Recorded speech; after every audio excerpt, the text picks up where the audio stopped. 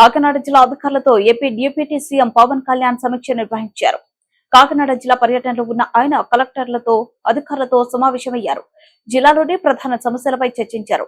పంచాయతీరాజ్ గ్రామీణ నీటి పారుదల శాఖ పరిధిలోని పలు సమస్యలను పవన్ అడిగి తెలుసుకున్నారు. ఈ సమావేశంలో ఎంపీ ఉదయ్ శ్రీనివాస్, జిల్లా పరిషత్ చైర్మన్ వేపార్తి వేణుగోపాలరావు, ఎమ్మెల్యేలు నిమ్మకాయల చినరాజప్ప, జ్యోతుల నెహ్రూ, వనమాడి కొండబాబు, పంతం నానాజీ, వరపుల సత్యప్రభ తదితరులు పాల్గొన్నారు.